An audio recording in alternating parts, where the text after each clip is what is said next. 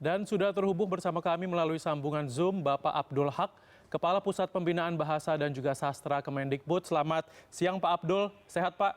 Selamat siang, Alhamdulillah sehat.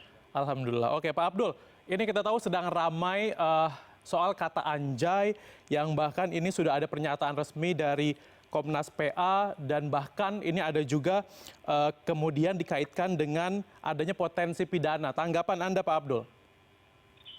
Saya kira begini, pertama, sebuah kata itu dimensinya harus dari dua hal. Kata sebagai bahasa itu sendiri, dan kedua, kata ketika digunakan. Nah, kata sebagai sebuah kata itu sendiri, kalau kita lihat, misalnya anjay, yang orang menganggap itu plesetan dari anjing, kita bisa melihat di KBBI. Anjing itu artinya adalah hewan peliharaan manusia yang biasanya digunakan untuk menjaga rumah, berburu, dan sebagainya. Tidak ada yang salah dengan kata anjing atau anjay kalau kita melihat kata itu sendiri sebagai kata yang netral. Nah, persoalannya menjadi berbeda ketika anjay atau anjing tadi digunakan oleh pengguna. Nah, pengguna ini kan menggunakan kata itu dengan tujuan yang berbeda-beda. Ada orang yang hanya di rumah saya ada anjing, itu masih netral. Tapi ketika orang mengatakan kucing kamu atau anjay kamu memaki, nah inilah persoalan. Jadi katakanlah ada penutur dan juga pendengar. Oke, jadi memang ini tergantung konteks penggunaan katanya seperti itu ya Pak. Tapi Bapak kita tahan dulu, ini sudah bergabung bersama kita melalui sambungan telepon Bapak Aris Merdeka Sirait, Ketua Komisi Nasional Perlindungan Anak. Selamat siang Bang Aris. Selamat siang Bung, selamat siang, selamat siang. Oke Bang Aris, ini kita tahu menjadi salah satu trending topik perbincangan di Twitter soal kata-kata anjay ini setelah dari Komnas Perlindungan Anak ini memberikan pernyataan, khususnya juga mungkin yang menjadi perhatian banyak netizen adalah soal adanya potensi pidana. Nah ini kan sebenarnya kata anjay ini bukan kata-kata baru begitu di masyarakat Bang Aris. Kemudian apa yang kemudian saat ini membuat kata anjay ini menjadi atau mendapat perhatian khusus dari Komnas PA? Baik, saya kira ingin saya sampaikan sikap Komnas Perlindungan Anak di mana organisasi ini didirikan tahun 98 untuk memberikan pembelaan dan perlindungan bagi anak-anak, khususnya pelanggaran-pelanggaran terhadap hak anak itu. Jadi kalau kata anjay dipopulerkan sepadan dengan kata-kata yang sebelumnya bernuansa menyebutkan salah satu binatang seperti anjing, maka tidak ada toleransi bagi siapapun yang merendahkan martabat manusia dan menciptakan dan memunculkan ujaran kebencian di dalam berkomunikasi, dan itu anak-anak orang yang berkomunikasi itu adalah dirugikan. Tidak ada toleransi untuk tidak mengatakan itu adalah kekerasan verbal yang dapat dipidana, gitu loh. Jadi itu bukan pendapat hukum dari Komnas Perlindungan Anak, tetapi itu adalah perintah undang-undang yang menyebutkan setiap orang menggunakan tingkah laku atau verbal atau katakanlah seperti istilah anjay yang dapat merendahkan, merugikan orang atau merendahkan martabat orang, maka itu masuk dalam pemenuhan unsur kekerasan. Maka tidak ada toleransi kalau ada orang yang mempopulerkan, yang menggunakan, baik itu dilakukan oleh anak-anak yang memunculkan kekerasan, memunculkan ujaran kebencian, persekusi. Itu loh sikapnya. Tetapi kalau anjay itu adalah kata baru yang tidak ada kaitannya dengan istilah anjing tadi, maka itu adalah hak ekspresi masyarakat untuk menyampaikan itu, untuk mempopulerkan itu, tetapi dia bermakna untuk memuji, menyatakan salut, kagum dalam satu keadaan atau idolanya atau produk. Misalnya anjay gitu. Tapi kalau itu disebutkan kepada ibunya, ketika ibunya pulang dari pasar membawa oleh-oleh langsung disebut anjay, tapi disepadankan ganti kata anjing, menurut saya itu tidak layak dan harus dihentikan. Gitu loh. Jadi ini jangan dipolemikkan dalam kerangka istilah anjay itu. Kalau itu adalah mengandung unsur menanamkan nilai-nilai menanamkan ujaran-ujaran kebencian sekali lagi dan merendahkan martabat kemanusiaan dalam kalangan milenial dalam berkomunikasi itu tidak ada toleransi. Sekalipun Komnas Perlindungan Anak banyak orang yang tidak setuju dan seterusnya, begitu loh.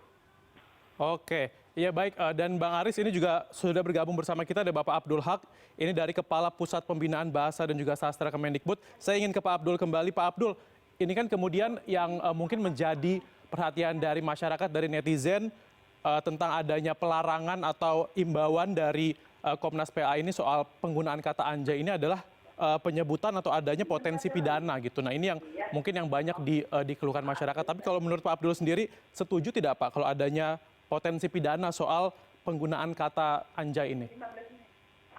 Pertama, persoalan bahwa itu pidana atau tidak, itu keputusan kami ya. Tapi yang perlu saya katakan, bahwa memang di dalam teori pragmatika itu, jika ada tiga penulis dan pendengar, lalu salah satu merasa disedai dalam bahasa pragmatik itu, teori itu namanya teori wajah. Ketika seseorang wajah dipermalukan, harga dirinya didahkan dengan ucapan itu, atau memerah muka tersinggung, ini sudah termasuk santunan berbahasa. Intinya itu, bahwa nanti penggunaan kata-kata pidana atau bukan, itu bukan urusan kami ya, urusan kepolisian, penegak hukum. Oke, ya mungkin saya ingin ke Bang Aris kembali. Bang Aris, ini kan kemudian juga sikap dari Komnas PA ini kemudian mendapatkan banyak kritikan dari masyarakat, dan salah satunya juga ini dari Komisi 3 DPR yang menilai jika pernyataan ini berlebihan, kemudian juga dikatakan juga dari Komisi 3 DPR bahwa Komnas PA ini tidak berwenang melarang, melainkan hanya mengimbau. Seperti apa Bang Aris? Komentar Anda. Gagal paham itu Komisi 3 itu. Yang membuat undang-undang itu kan DPR ya. Yang membuat ketentuan kekerasan verbal itu yang unsurnya terpenuhi, misalnya merendahkan martabat, merugikan orang lain, dan menyengsarakan orang yang berkomunikasi menggunakan istilah anjay yang sekarang populer.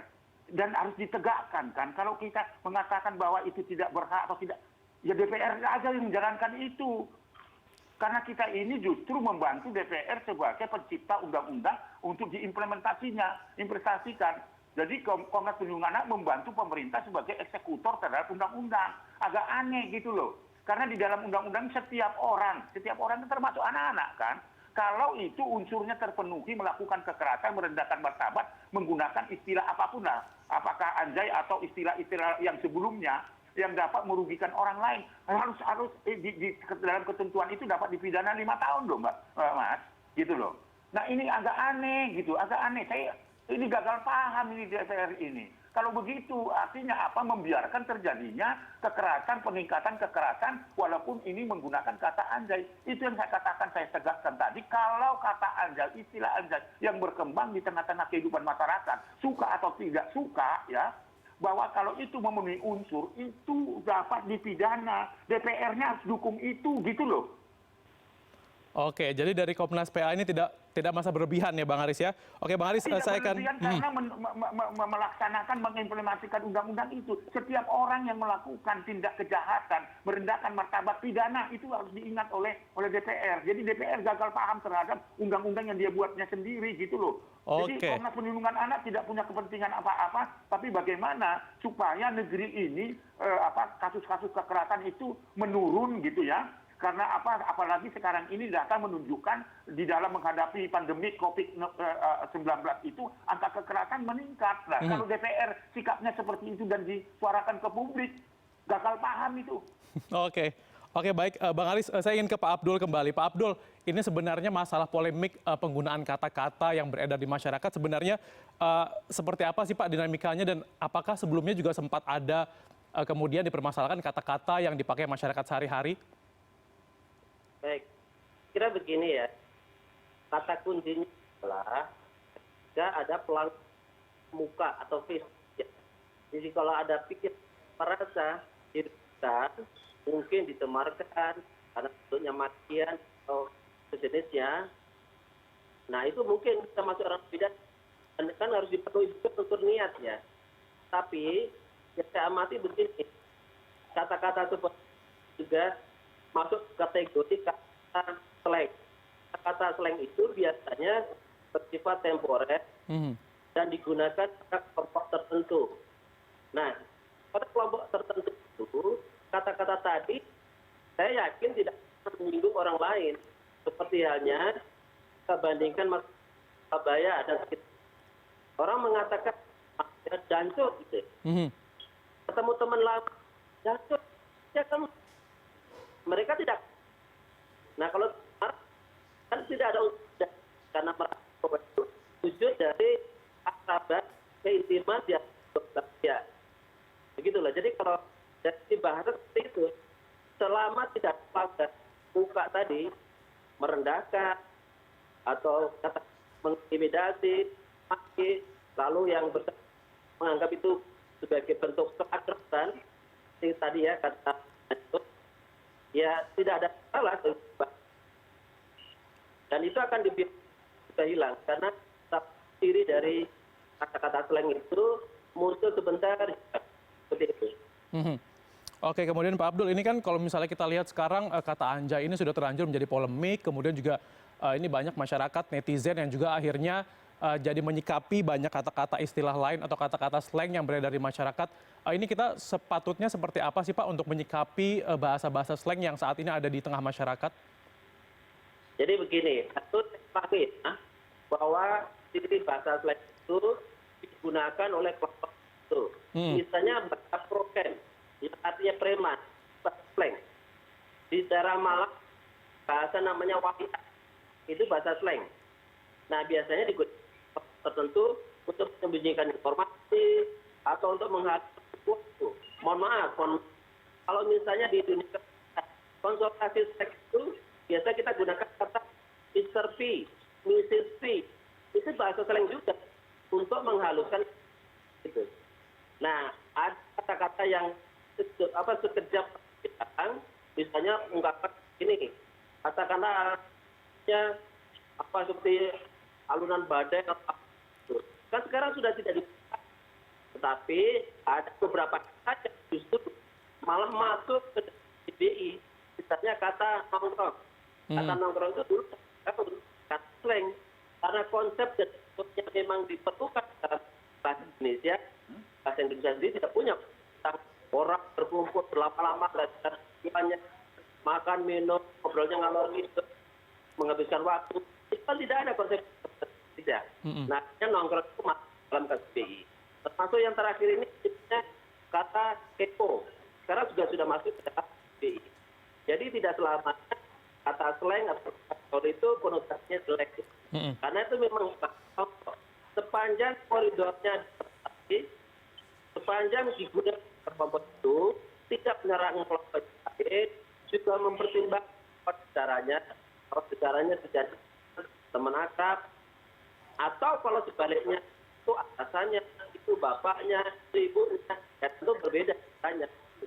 Jadi tolong dipahami bahwa yang itu jika digunakan pada frame yang tadi, pada rangka kisi-kisi yang tadi, bagi kami tidak dapat.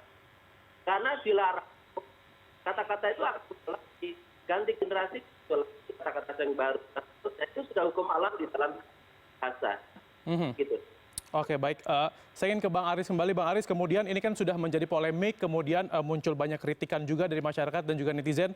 Kemudian dari Anda sendiri selaku Ketua Komisi Nasional Perlindungan Anak, ini bagaimana menyikapi keadaan yang sudah terjadi saat ini, Bang Aris? Iya, jadi ini harus saya luruskan. Semangatnya Komnas Perlindungan Anak tidak memidanakan anak-anak. Semangatnya adalah jangan gunakan bahasa, istilah, apapun itu yang merendahkan martabat dan memunculkan atau menimbulkan meningkatnya kasus-kasus kekerasan, ujaran kebencian, penanaman nilai-nilai tidak baik. Itu semangatnya Komnas Perlindungan Anak. Gunakan bahasa yang lain gitu loh. Walaupun sejak awal sebelum viralnya anjay ini ada bahasa-bahasa yang lebih kasar lagi gitu ya kan. Nah itu tentu kalau selain kata anjay itu kata-kata sebelumnya yang justru merendahkan martabat dengan menggunakan istilah yang lain itu juga adalah dilarang oleh undang-undang, bukan Aris Merdeka Sirait, bukan orang Komnas. tetapi perintah undang-undang gitu loh. Itu yang penting, tidak semangatnya memenjarakan anak-anak. Saya harus luruskan, justru hadirnya Komnas Perlindungan Anak melindungi anak-anak, dalam perilaku apapun anak-anak harus dilindungi. Jadi jangan diputar-putar seolah-olah Komnas Perlindungan Anak semangat mau memenjarakan anak-anak. Enggak, kehadiran Komnas Perlindungan Anak justru membela, memberikan perlindungan jika ada anak yang salah harus dilindungi dan diperbaiki supaya menjadi lurus jalannya. Kan gitu. Jadi jangan dibalik-balik loh gitu. Tetapi walaupun demikian, ya itu adalah memang risiko Komnas Perlindungan Anak, risiko seorang Aris Merdeka Sirait yang tidak harus membantah tuduhan-tuduhan tarik popularitas, kasus-kasus yang menjadi trending topik kasus Anjay ini, kasus-kasus lain juga seperti besok saya harus berhadapan atau memberikan pembelaan terhadap pembantaian satu rumah itu habis 12 orang dalam keluarga itu kan salah satu juga kegiatan. Nah, jadi trending topik tidak. Karena itu hal-hal yang biasa saja. Oleh karena itu saya akan terima, Komnas terima hampir puluhan ribu orang yang tidak setuju dengan kita karena salah tafsir, salah membaca konten dari rilis kita, judulnya aja yang dibaca, tapi dalamnya penjelasannya tidak dibaca. Nggak apa-apa. Sekali lagi, semangat Komnas Perlindungan adalah untuk menurunkan tingkat kejahatan terhadap anak, termasuk kekerasan, dan janganlah menggunakan atau menambah lagi menggunakan bahasa yang tidak lazim gitu, yang mengarah pada penanaman kebencian. Saya kira semangatnya tidak memenjarakan anak-anak. Ini saya luruskan. Oke, baik. Jadi memang poinnya adalah mengamanatkan undang-undang. Terima kasih Bang Aris. Kemudian terakhir ke Pak Abdul. Pak Abdul, ini apa pesan Anda Pak Abdul untuk menyikapi polemik seputar bahasa atau penggunaan kata anjay ini di masyarakat? Ya, saya kira yang pertama ulang bahwa kelompok, yang namanya juga kelompok ya, tidak semua dari kelompok itu, ya tidak apa-apa. Tapi saya setuju kalau misalnya kata anjay itu lalu misalnya digunakan pada apalagi dalam resmi. Dan tentu menurut saya karena situasi itu kan tidak resmi, mungkin pada situasi penggunaan anjay itu apa? Karena biasanya di situ akan orang yang intimate, yang akrab. Di dalam situasi resmi, yang di situ hadir orang yang mungkin bukan orang yang dekat. Nah tentu penggunaan anjay dipublikasikan secara luas. Saya setuju dengan Komisi Perlindungan Anak sebaiknya tidak digunakan dalam forum-forum yang terbuka seperti itu. Oke, ya baik Pak Abdul Haq, Kepala Pusat Pembinaan Bahasa dan Sastra Kemendikbud. Terima kasih atas waktunya. Kemudian juga Bang Aris Merdeka Sirait, Ketua Komisi Nasional Perlindungan Anak. Terima kasih atas waktunya untuk CNN Indonesia dan sehat selalu.